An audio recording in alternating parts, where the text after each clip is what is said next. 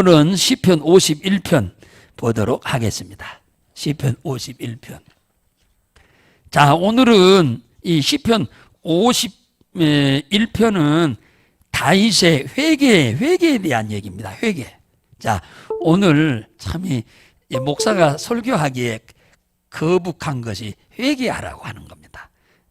사실은 회개하라고 막 눈을 부라리고 해야 하는데 이 회개라는 소리를 잘 안 합니다. 듣기 싫어하니까 안 하는 거예요.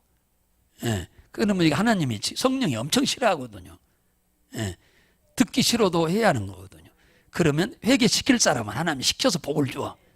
안 하는 사람이야 뭐 어쩔 수 없는 거고. 자, 오늘 이 시편 51편 진짜 귀중한 내용이니까 좀 잘 듣고 여러분들이 이 죄를 지으면 회개하는 삶을 여러분들이 살기 바랍니다. 오늘 이 본문 51편은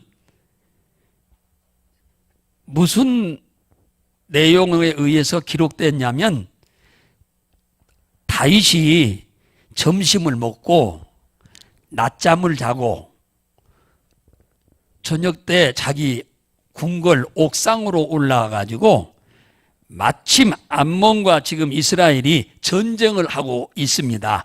지금 군인들은 다 전쟁터에 나가 있고 왕은 궁궐에 있는데 점심 먹고 잠 좀 자고 올라와서 옥상에서 예루살렘 시내, 지금 전쟁을 하고 있는 시국에 예루살렘 시민들은 지금 어떤 상태에 있을까 하고 그 옥상에 올라가서 동서남북을 이렇게 쑥 돌아보고 있는 틈에 눈에 딱 하나가 띄었습니다.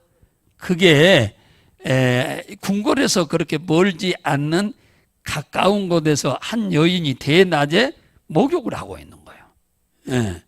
그러니까 어지간하면 그런가 보다 하고 말아야 하는데 다윗 왕이 그걸 보고는 그 신하한테, 야, 저기 저 대낮에 목욕하고 있는 여자는 도대체 어떤 여자인지 좀 알아봐라, 이렇게 물었습니다. 그러니까 잘 알아, 궁궐 바로 옆에니까. 아이고, 임금님, 그건 우리 충성스러운 우리야 장군의 집입니다. 그러면 저거 여인이 누구겠냐? 뭐 그 아내지요. 그 정도 했으면 그러냐고 말았어야 하는데 다윗이 그 여자 데리고 와라 그랬습니다.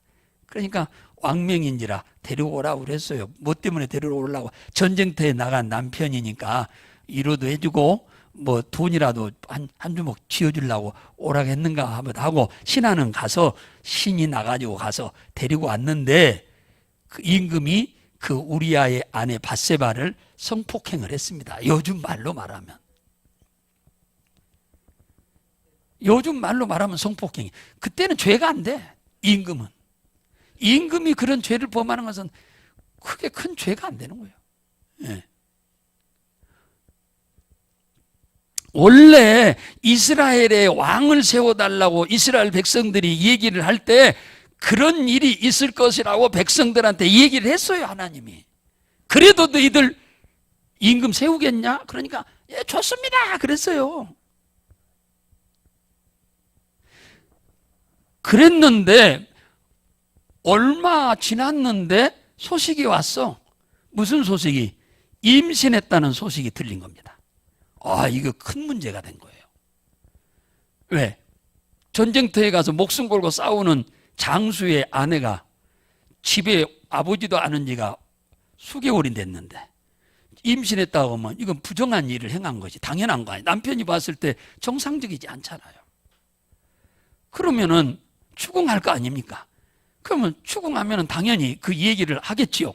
그러면 다윗에게 엄청난 난처한 일이 생길 수밖에 없는 거고 개망신당하는 일이 생길 수도 있어요. 그래서 이 문제를 사전에 없애도록 하기 위해서 이 다윗 왕이 전쟁터에 나가 있는 총사령관 요압이라고 하는 장수에게 편지를 써서 보내서 우리아를 암몬과 전쟁하는 그 전쟁터에, 그러니까 암몬이 있는 그 성에 가장 문 앞에까지 쳐들어가도록 해라. 그래서 그 암몬 사람의 쏘는 화살에 의해서 맞아서 죽을 수 있도록 하라. 이렇게 왕이 아주 정확히 찝어서 보내니까 이 총사령관은 무슨 이유인지는 모르지만 왕명이 그러니까 비밀리에 자 가서 싸워라. 싸울 사람 나서라 하니까 이 충성스러운 우리아가 나섰습니다. 몇 명의 신하들 데리고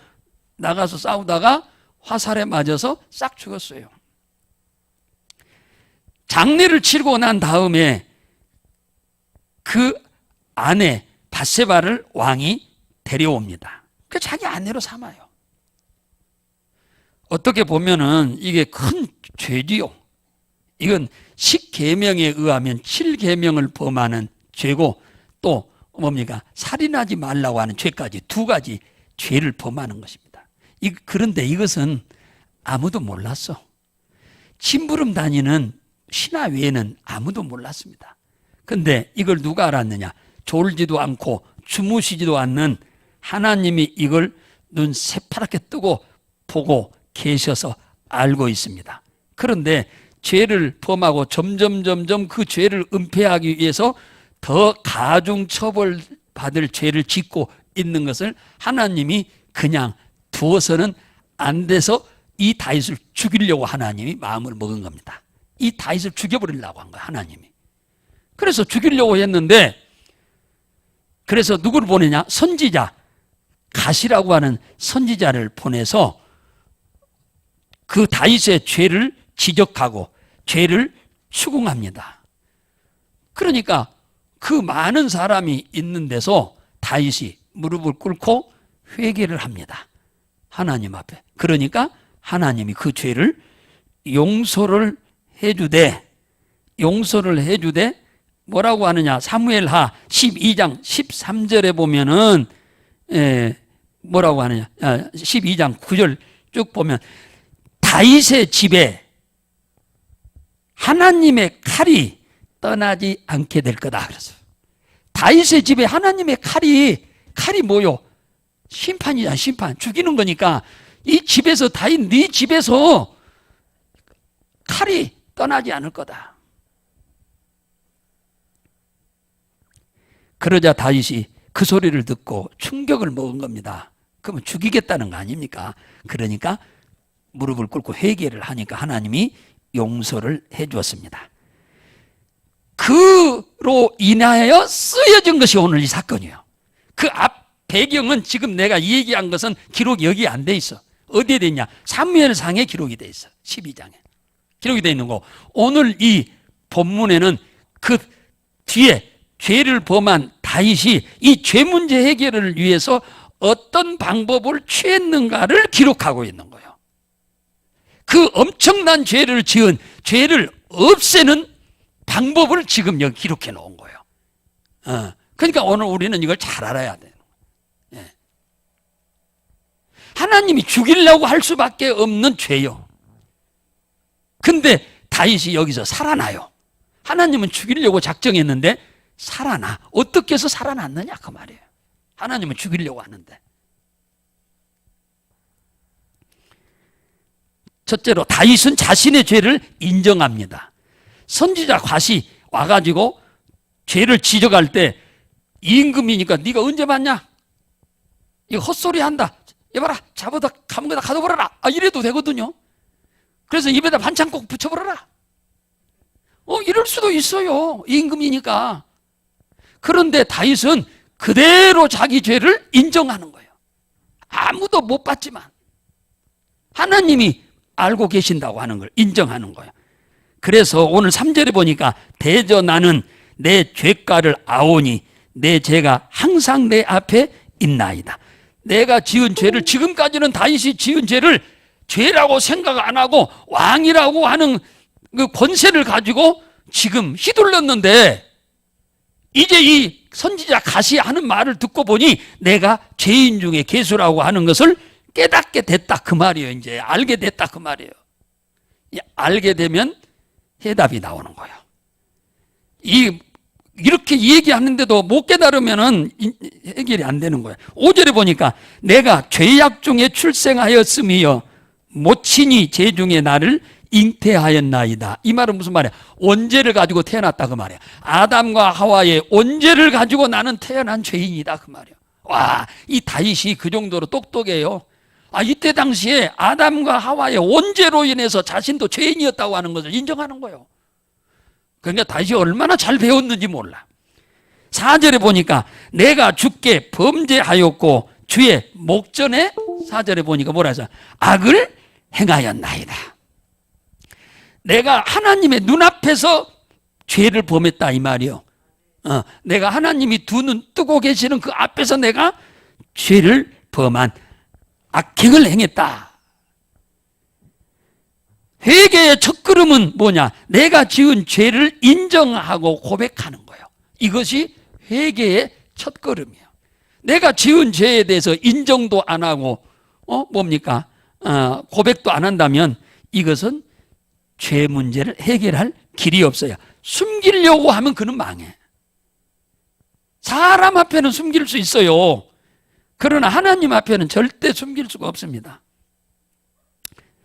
그래서 두 번째로 죄를 용서해 달라고 기도합니다. 이제 죄를 깨달았으니까 이 죄가 죽을 만한 죄였다고 하는 건 안 거예요. 그래서 회개를 하는 겁니다. 용서해 달라고 기도를 해요. 1절에 하나님이여 주의 인자를 쫓아 나를 긍휼히 여기시며 주의 많은 자비를 쫓아 내 죄가를 도말하소서. 죄를 용서해 없애달라는 거예요. 긍휼히 불쌍히 여겨달라는 거예요. 하나님의 자비로 인해 사랑으로 인해서 나의 모든 죄를 용서해 주세요 그 말입니다. 그래서 용서해달라는 말이 무슨 말이에요? 내 죄가를 도말해 주세요. 없애게 해주세요 그 말. 이건 죄라고 하는 것은 비누로도 씻어낼 수 없고 신나로도 씻어낼 수가 없습니다. 이것은 자신의 죄를 인정하고 회개 용서를 하나님 앞에 빌 때만 죄를 용서받을 수 있는 길이 열리는 겁니다. 2절에 나의 죄를 맑게 씻기시며 나의 죄를 깨끗이 제하소서. 죄를 맑게라면 하나도 없이 해주세요 그 말이에요. 아이고, 하나님이 사랑이 많기는 많습니다만은 뻔뻔하기도 엄청 뻔뻔하지. 그렇게 엄청나게 죄 지어놓고는 아예 죄를 없는 것처럼 해달라고 하잖아요. 얼마나 뻔뻔스러워. 죄를 안 지은 것처럼 해달라는 거예요. 와, 알기는 또 잘 알아. 그러면 7절에 뭐라 했냐? 우슬초로 나를 정결케 하소서. 우슬초는 구약시대에 우리의 죄를 용서받기 위해서 짐승의 목을 따서 피를 그릇에 담아가지고 우슬초에 찍어가지고 출애굽 때는 문지방과 문설주에 바른 것입니다. 지금은 붓이 있죠. 그죠? 요즘은 붓이 있어 페인트 칠하는데 붓이 있어서 붓 갖다가 짝 찍어서 이러지만 그때는 붓이 없었어. 그러니까 우슬초를 이렇게 몇 개 해서 묶어가지고 푹 찍어서 이렇게 쭉쭉쭉쭉 발랐다 그 말이야. 피를, 짐승의 피를. 그래서 우슬초로 나를 정결케 하소서. 9절에 주의 얼굴을 내 죄에서 돌이키시고 내 죄에서 돌이키고 내 모든 죄를 도말하소서. 내 죄를 이제 그만 보시라는 거예요. 내가 내 죄를 지은 죄를 다 인정합니다. 그리고 이 죄로 인해서 죽을 수밖에 없는 죄인이라는 것도 압니다. 그래서 내가 죄를 용서받기를 원합니다. 그러니 내 죄를 이제는 도말하소서. 없애주세요. 17절에 하나님이 구하는 제사는 상한 심령이라 상하고 통회하는 마음을 멸시치 않는다. 그러니까 죄를 지어서는 안 될 죄를 지은 거죠. 사탄한테 속아가지고 그런 겁니다. 사탄한테 속아. 다윗이 이런 죄는 참 평생에 딱 이 두 죄 지은 것 외에는 다윗이 지은 죄가 없어요. 그런데 이 경건한 믿음이 좋은 다윗이 이 사탄한테 완전 미혹을 당한 거죠. 마귀한테 미혹을 당해서 그걸 봤으면 아이고 하고 돌아서야지. 그랬는데 그 사람을 보내기는 왜 보내? 장수의 또 부인이라는데. 그래서 하나님은 통회하는 마음으로 회개하고 잘못했다고 내 스스로 자책하고 하나님 앞에 용서를 비는 그런 마음을 하나님 원하신다 그 말이에요. 그럼 회개를 하면은 이미 하나님은 이미 성경에 뭐라고 했느냐? 용서를 해준다고 했어. 자신의 죄를 인정하고 용서를 빌면 하나님은 다 죄를 용서해 준다고 이미 말씀을 했어. 이사야 1장 8절에 보면 18절에 오라 우리가 서로 변론하자. 너희 죄가 주홍 같을지라도 눈과 같이 희어질 것이요 진홍과 같이 붉을지라도 양털과 같이 희게 되리라. 그죠? 하나님 앞에 죄를 내놓고 용서를 빌고 회개하고 돌아서면은 하나님은 우리의 죄를 눈과 같이 양털과 같이 희게 한다. 없애준다 그 말이에요. 없애준다고 하나님이 말씀했어요. 사람들이 그렇게 해주세요 하고 부탁해서 해준다고 한 게 아니고 하나님이 미리서 그렇게 언약을 했어. 미가서 7장 19절에 보면 우리의 죄악을 발로 밟으시고 우리의 모든 죄를 깊은 바다에 던지시리이다. 그런다고 했어. 우리가 길거리 가다가 예를 들어서 가래가 나오면은 한 귀퉁이에다가 뱉어버릴 수도 있지만은 또 뭐요? 발로 밟아버리잖아요. 없애버린다는 그 말이에요. 우리의 죄를 발로 밟아버린다 그 말이에요. 깊은 바다에 던져버린다. 던져버린 돌멩이를 찾을 수 있나요? 보이지도 않고 찾지도 못해요. 빠져가지고 저 뻘에 빠져버리니까 들어가 버리니까. 우리가 회개하면은 하나님은 우리의 죄를 이렇게 다 잊어버린다 그 말이야. 기억지도 않는다 그 말이야. 시편 103편 12절에 동이 서에서 먼 것 같이 우리의 죄를 하나님이 멀리 옮겨버린다. 회개하면은. 동이 서에서요 얼마나 머냐. 현대 과학자들이 뭐라고 했느냐. 옛날에 아인슈타인은 뭐라고 했느냐. 동에서 서가 60억 광년이 걸린다고 그래서 이건 뭐 우리로서는 이 광년이라는 개념이 없어요. 그런데 요즘 학자들은 뭐라고 하냐. 아니다. 60억 광년 갖고는 안 된다. 120억 광년이래요. 그러니까 하나님이 만든 이 우주의 동에서 서까지의 거리가 빛의 속도로 1초에 지구 7바퀴 반 돈다는데 120억 광년이 걸린답니다. 하나님이 만든 동에서 서까지의 거리가 빛의 속도로. 얼마나 멀다는 거예요? 크다는 거예요. 이 하나님이 만든 이 광활한 우주에 이번에 우리나라 위성이 나라온가가 올라갔는데 거기서 찍은 지구를 보니까 세상에 성냥골만밖에 안 해요. 그 우주에서 카메라로 찍었는데 우리나라 지구가 전 세계 지구가 성냥골만밖에 안 해요. 그렇게 작아요. 그렇게 멀리 보내버린단 말은 하나님은 다시는 기억지도 않는다 그 얘기예요. 이사야 43장 25절에 나를 위하여 너희 허물을 도말하는 자니 네 죄를 기억지도 아니하리라. 회개만 하면 하나님은 용서 못하는 죄가 없는 거예요. 회개를 안 하고 숨기려고 하니까 지혜가 없어서 밀어내서 숨기려고 하니까 사람처럼 하나님도 속일 줄 아는 거예요. 아직 믿음이 적으니까. 사람은 속일 수 있지만 숨길 수 있지만 하나님은 절대 못 숨깁니다. 잠언 18장 13절에 자기 죄를 숨기는 자는 형통치 못하나 자기 죄를 자복하고 멀리 하는 자는 불쌍히 긍휼히 여김을 받으리라. 그러니까 회개만 하면은 용서 못 받을 죄가 없어요. 그러니까 죄를 지었거들랑 그냥 다 하나님이 알고 계시니까 속이려고도 할 것도 없고 그냥 그대로 내 죄를 인정하고 고백하고 어리석은 사람을 용서해 주세요. 불쌍히 여겨달라고 기도하면 주님은 다 기억지도 안 할 줄로 믿으시기 바랍니다. 예. 육신의 병이 들었는데 사람들한테 계속 숨겨보세요. 그러면 그건 병으로 죽어버려요. 내가 병든 것을 드러내야 돼. 그래야 누구 소개로라도 살지. 치료를 받고 살지 않아요? 자, 에레미야 25장으로 가봐요. 이 회개가 얼마나 중요한지. 에레미야 25장으로 가봅시다. 예레미야 25장. 아니 25장이 아니라 그냥 5장이다. 5장 25절.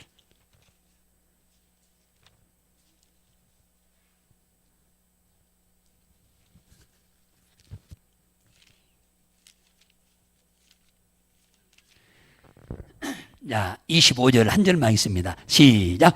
너희 허물이 이러한 일들을 물리쳤고 너희 죄가 너희에게 오는 좋은 것을 막았느니라. 보세요.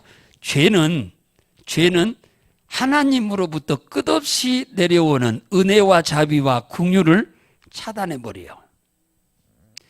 햇볕은 변함없이 저기서 비치고 있는데 구름이 차단해 버려서 이 땅을 어둡게 만들듯이 죄는 하나님으로부터 끝없이 내려오는 축복을 가로막는 역할을 합니다.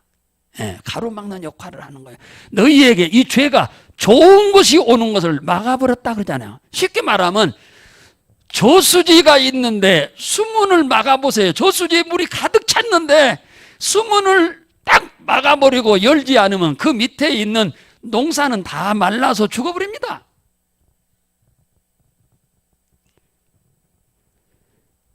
인간이 하나님의 끝없는 은혜를 우리가 입지 못하고 죄 때문에 입지 못하면 우리에게는 엄청난 문제가 발생하게 됩니다. 수문이 막히면 농사가 말라 죽어버리듯 하나님의 은혜가 막히면 우리의 심령은 말라서 죽어갑니다. 죽어가요. 우리의 심령이 말라버려. 그래서 벼가 말라가듯이 곡식이 말라가듯이 우리가 말라가 버려요. 우리 심령이 다 말라가 버립니다. 메말라 버린다 그 말이에요. 이 메말라 버리면은 어떤 현상이 생기냐 하니까는 뭡니까? 이것이 12절에 보니까 구원의 즐거움이 없어져 버린다는 거예요. 주의 구원의 즐거움을 회복시키소서. 자원하는 마음을 주시고 나를 붙들어 주소서 그러잖아요. 12절에. 그러니까 죄를 범하면 우리에게 뭐가 없어지냐? 즐거움이 없어져.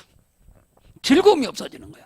죄를 지으면 파출소 앞에 못 지나가. 지가 돌아가. 경찰이 앞에 서 있는 것도 아닌데 도둑놈 제발 제린다고 하듯이 죄를 범하면은 우리 속에서 구원의 즐거움이 없어져 버려. 예수 그리스도의 십자가의 보혈의 공로로 죄사함 받고 구원받아 하나님의 자녀가 되어 영원한 천국에 갈 수 있다고 하는 이 구원의 즐거움이 없어져 버린다니까요. 그러니까 당연히 그 다음에 뭐 없어지는 게 뭐냐면 하나님이 기뻐하는 일을 자원함으로 하는 것도 없어져 버려. 즐거움이 있어야 자원해서 하나님을 위해서 막 뭐 봉사도 하고 싶지. 내가 즐거움이 없는데 어떻게 해서 자원하냐 말이야. 자원하는 마음도 없어져 버렸다잖아요. 12절에. 죄가. 죄를 범하면은 주를 사랑하는 마음이 없어져 버려요. 주일 성수를 자원하는 마음도 없어져 버리고 기도도 자원해서 하려고 하는 마음도 없어지고 봉사도 자원하는 마음도 없어져 버리고 감사도 자원하는 마음도 없어져 버리고 다 없어져 버려요. 없어져 버린다니까요. 자원하는 마음이 없어져 버려. 그러니까 신앙생활이 이제 능동적이든 신앙생활이 이제는 피동적인 거예요. 피동적이야. 적극적인 신앙생활이 아주 소극적인 신앙으로 완전 바뀌어버려.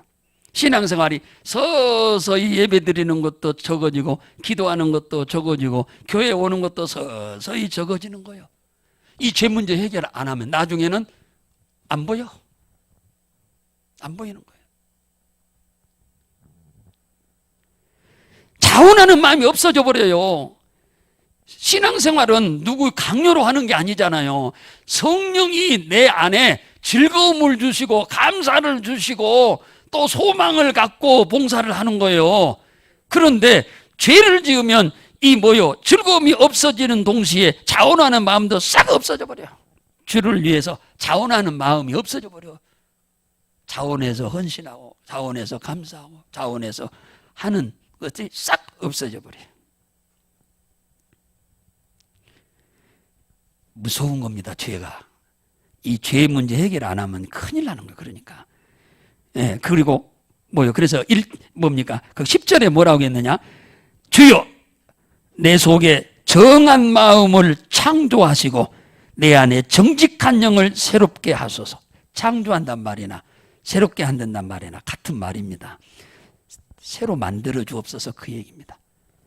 자, 죄를 지으면은 점점점 뭡니까? 정한 마음이란 말은 히브리어로 타호르란 말인데 깨끗한 마음, 정결한 마음, 순수한 마음을 말하는 거예요. 죄를 범하고 사단한테 딱 붙잡혀 있으면 사람이 순수해지지 않습니다. 교만해져. 사람이 순수해지질 않아. 교만해지는 거예요. 그렇게 순진했던 사람이. 그래서 다윗이 하는 말입니다. 나에게 깨끗한 마음을 주옵소서. 그 말이에요. 순수한 마음을 주옵소서. 이 마귀 새끼한테 속아가지고 이 죄를 범하면서 지금 완전 다 더럽혀진 거예요. 내 안에 정직한 영을 주옵소서. 정직한 영이라면 성령이에요. 성령. 여기서 말하고 있는 것처럼 성령. 정직한 영. 쿠운이란 말인데 쿠운이란 말이야. 견고한 믿음으로 새롭게 만들어 주옵소서 그 말이에요. 이제는 이런 일을 봐도 다시는 현혹되고 넘어지고 미혹되지 않을 굳건한 믿음을 주옵소서 그 얘기입니다. 내가 이번에는 이렇게 넘어갔는데 속았는데 다시는 이런 일이 있다 할지라도 속아 넘어가지 않도록 나에게 굳건한 믿음을 달라는 거예요. 확고한 믿음. 굉장히 구체적으로 지금 다윗이 기도를 하죠. 구원받았기 때문에 즐거움이 뭡니까? 있는 것이 당연한데 이놈의 죄 때문에 다 없어져 버립니다. 다 없어져 버려. 여러분은 어떻습니까? 신앙생활 하는데 자원하는 마음 없으면 신앙생활 못합니다. 성령이 내 안에 자원하는 마음을 주거든요. 성령이 주시는 거예요. 성령이 남이 주는 게 아니고 성령이 우리 안에 자원하는 마음을 줍니다. 자원하는 마음을. 즐거움도 주고. 그죠? 네. 오늘 14절 보면은 하나님이여 나의 구원의 하나님이여 피 흘린 죄에서 나를 건지소서. 우리아의 장군을 죽인 사건이잖아요. 고의로 자기가 직접 죽인 건 아니야. 죽이도록 그런 환경을 만든 거지. 이것도 자기의 죄지요. 18절에 보면은 주의 은혜로 시온에서 선을 행하시옵소서. 그래서 시온이 시온산이죠. 시온산. 교회. 시온산 위에 예루살렘 교회가 있습니다. 이 시온에서 선을 행해달라는 말은 무슨 말이야? 히브리어로 야타브란 말인데 하나님 나에게 즐겁게 하시고 나에게 기뻐하며 살게 하시고 하나님 잘되게 하시고 하는 일이 이익되게 하소서 그 말이요. 선을 행하달라는 말은 뻔뻔하기도 보통 뻔뻔한 게 아니야. 이런 죄를 지어놓고도 하나님 잘되게 해달라고 막 하잖아. 왜? 하나님이 회개하는 자에게 좋은 걸 주겠다고 약속했으니까. 약속을 믿고 이렇게 기도하는 겁니다. 인간적으로 봐서는 도저히 이렇게 해서는 안 되죠. 그런데 하나님은 그렇지 않아. 회개한 자에게는 좋은 것을 주겠다고 말씀하셨어요. 그래서 이 축복을 이렇게 하나님이 기도를 듣고 회복시켜주면 한 가지 기가 막힌 일을 하겠다고 그랬어요. 13절에 뭐라고 한 줄 아세요? 오늘 51장 13절에 보면 내가 범죄자에게 주의 도를 가르쳐 죄인들이 주께로 돌아오게 하겠다 그 말이에요. 저 무슨 말이에요? 지금 죄 짓고 있는 사람들이 회개하고 하나님께 돌아오도록 하겠다. 하나님 나 용서해 주시면. 그리고 하나님 내 죄를 용서해 주고 나를 살려주시고 나에게 은혜를 베푸시고 나에게 복을 주시면 나는 지금 죄 중에 살고 있는 사람들을 회개하고 하나님께 돌아오도록 하겠다 그 말이에요. 돌아오도록 내가 가르치겠다고 그 얘기잖아요. 죄인들을.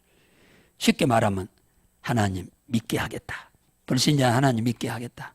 예수 믿게 하겠다. 복음 전하겠다. 전도하겠다. 그 얘기지 않습니까?